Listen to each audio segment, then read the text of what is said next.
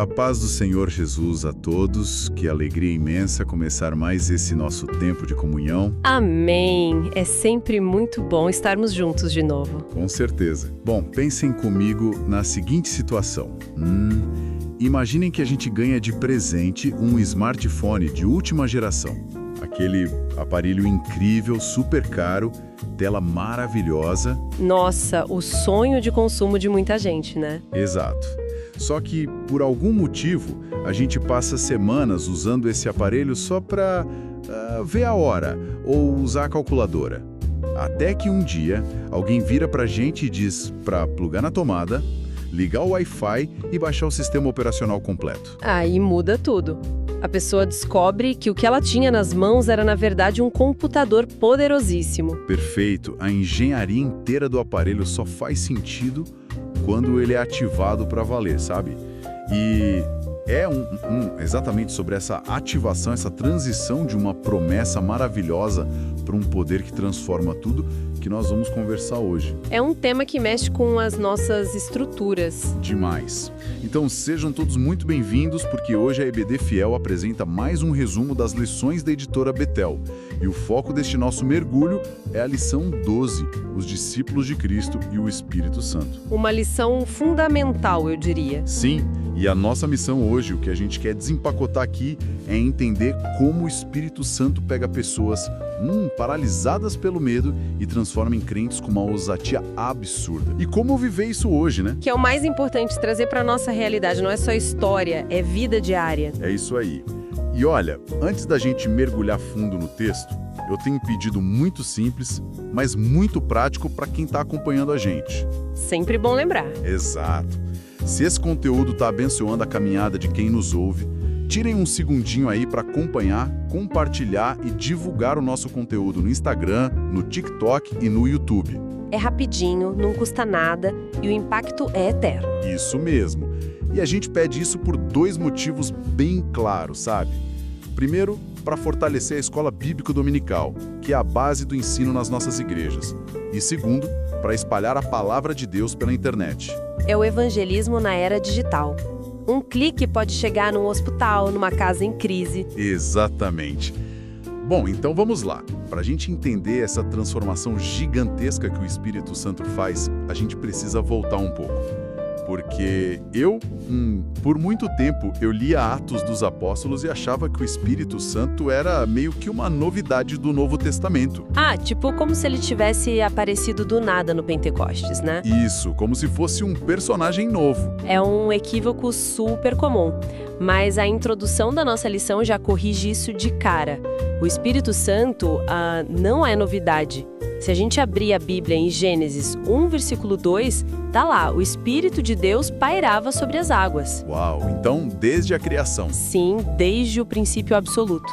No Antigo Testamento inteiro a gente vê ele operando, capacitando profetas, dando sabedoria, sabe? Ele sempre esteve operando no meio do povo de Deus. Tá, mas eu preciso fazer uma pergunta bem sincera. Se ele já existia, já atuava, capacitava reis e tudo mais, o que mudou no Novo Testamento? Por que foi tão revolucionário para os apóstolos? Essa é a grande chave do nosso estudo hoje. O que muda não é o Espírito Santo, mas a forma dinâmica da habitação dele em nós. A gente precisa separar a experiência da salvação da experiência do batismo no Espírito Santo. Ah, legal. Vamos detalhar isso. Usando a sua analogia do smartphone, a salvação é você ganhar o aparelho. É seu. Todo crente é salvo. Mas nem todo salvo já experimentou plugar na tomada e baixar essa atualização de poder. Entende? Faz todo sentido. Mas e no Antigo Testamento, como era? Lá, ele vinha sobre pessoas específicas. Um rei, um profeta e por um tempo determinado. Era algo mais pontual. Mas aí a gente tem a profecia de Joel, que prometia um derramamento sobre toda a carne. Não só para a elite espiritual, né? Exatamente. Para servos, jovens, velhos. Depois, João Batista diz que Jesus batizaria com fogo. E Jesus, antes de subir aos céus, dá ordem: fiquem em Jerusalém e esperem. Esperem o revestimento de poder. Então, o Pentecostes foi a chegada dessa habitação permanente interna. Perfeito. É a diferença entre uma visita e um morador. Caramba, isso é forte. E a lição cita o bispo Euídice J. do Carmo dizendo que aquela experiência pareceu atípica e confusa para algumas pessoas que assistiam. Cada integral. O que chocou o povo foi a mudança de postura. Pensa bem, aqueles discípulos estavam trancados, apavorados. Morrendo de medo dos romanos. Isso. E de repente o medo some. A covardia dá lugar a uma coragem absurda. Pessoas simples da Galileia desafiando o sistema. Isso é que era confuso para quem estava de fora. Nossa, é fascinante. Mas vamos trazer isso para o dia a dia de quem nos ouve. Na vida pessoal, o que significa hoje essa ordem de esperar em Jerusalém? Porque, bom, ninguém vai comprar passagem para o Oriente Médio, né? Não, de jeito nenhum. Esperar em Jerusalém hoje é ter a disciplina de buscar a Deus antes de agir. A gente vive correndo, toma decisões por impulso e depois pede para Deus abençoar nossa bagunça. É, a gente faz isso o tempo todo. Demais. Esperar é dobrar o joelho, buscar a direção do Espírito antes de mudar de emprego, antes de entrar num relacionamento. É não agir na carne. E na família? Como isso funciona dentro de casa? Na família é agir com coragem para liderar o lar. Sabe quando o casamento está em crise ou os filhos estão dando trabalho? A reação humana é gritar, brigar ou fugir. Chutar o balde mesmo. Isso. Mas com o Espírito a gente tem coragem para não recuar, para interceder, trazer paz e liderar com amor, mesmo no meio do caos. E para a igreja isso é um baita de um alerta. A gente precisa resgatar esse fervor. A igreja não pode ser um clube social onde a gente vai só para ouvir música boa e ver os amigos. Com certeza, a igreja precisa proclamar a palavra com ousadia lá fora, incomodar as trevas mesmo. Bom, isso me leva direto para o nosso próximo ponto. A gente fala muito de ser revestido de poder, mas para que exatamente serve esse poder? Boa pergunta. Porque, às vezes parece que a busca por poder é tipo ir num spa espiritual. A gente quer sentir arrepios no culto, chorar, sair se sentindo leve. É para isso? Olha, esse é um erro muito perigoso. Reduzir o Espírito Santo a um provedor de emoções. A nossa lição é clara, fomos revestidos de poder para o serviço. O poder é uma ferramenta de trabalho. Para botar a mão na massa, né? Exato. Os apóstolos receberam poder não para ficarem eternamente cantando louvores no cenáculo, mas para abrir as portas e enfrentar o mundo hostil. O estudo até cita Zacarias no Antigo Testamento. Ah, sim, o filho do sacerdote Joiada. Ele recebeu o Espírito para entregar uma mensagem dura e acabou apedrejado. O poder não blindou ele do sofrimento, mas capacitou ele a ser fiel até o fim. Nossa, isso é muito profundo. E a gente vê que em Atos 2, Pedro prega e quase 3.000 se convertem. Não foi para ele ganhar status de super apóstolo, foi para gerar trabalho duro, discipular aquela multidão. É o que o bispo Euídice J. do Carmo chama de reino de poder.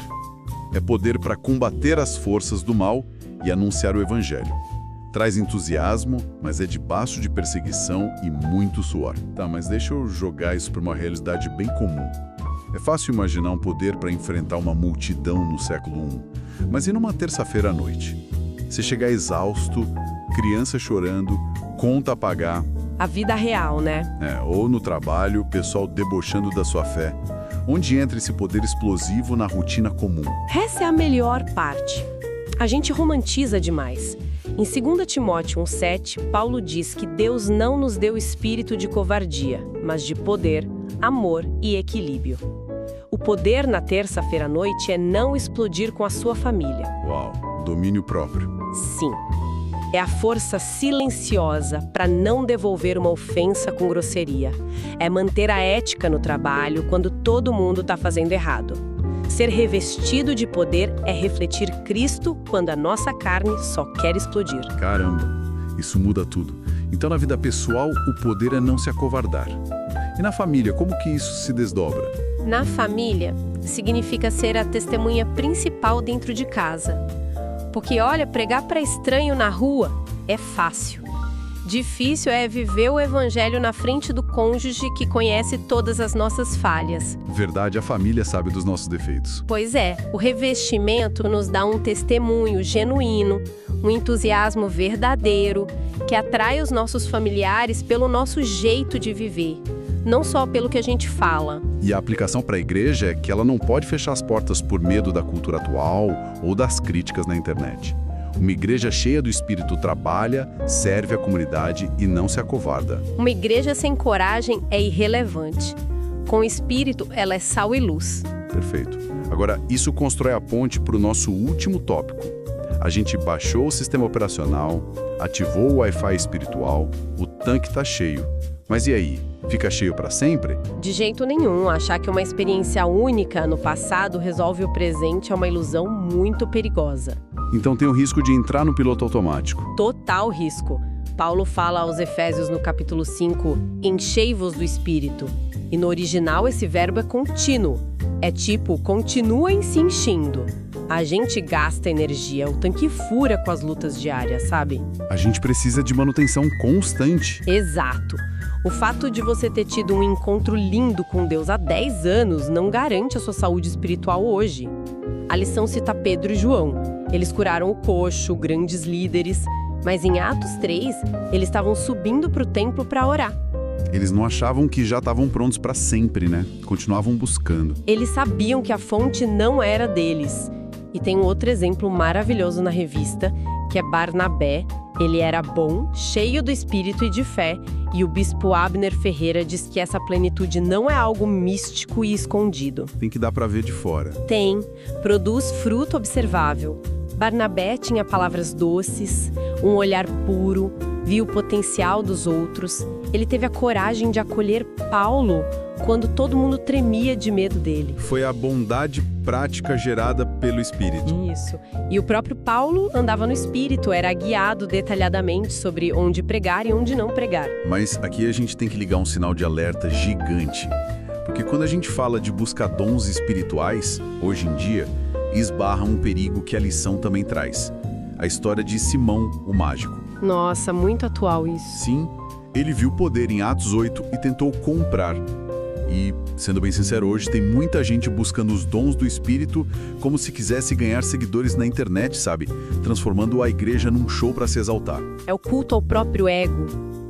E a vaidade espiritual é um veneno letal. O antídoto para essa síndrome de Simão é olhar para Barnabé. O poder não é show de ilusionismo. Deus não dá dom para a gente montar palco para nossa fama. Jamais. Todo dom é para edificar o corpo de Cristo. Se o que a pessoa chama de poder deixa ela orgulhosa, inacessível, cheia de si, a gente precisa duvidar se é o Espírito Santo mesmo. A obediência silenciosa vale mais que o espetáculo. É o serviço contra o barulho vazio. E como a gente cultiva essa plenitude na prática, no dia a dia, para quem está na trincheira ali? Na vida pessoal, tem que ter intencionalidade. Rotina de oração real, não só aquela corridinha antes do almoço, leitura da Bíblia, desligar um pouco as telas, as notificações do celular e focar em Deus. E na dinâmica da família, como que essa plenitude senta na mesa do jantar? Deixando o Espírito moldar as nossas reações, trocar irritação pela paciência com o parceiro, educar os filhos com firmeza, mas com bondade, sem ser um general agressivo. O clima da casa tem que refletir o fruto do Espírito. Alegria, paz, paciência, né? Exatamente. E na igreja? A congregação tem que buscar os dons, sim. Paulo mandou buscar, mas só para servir os irmãos. Tolerância zero para estrelismo. Sabe, a igreja cheia do Espírito exalta uma pessoa só, Jesus Cristo. Aleluia. Que mergulho profundo a gente deu hoje.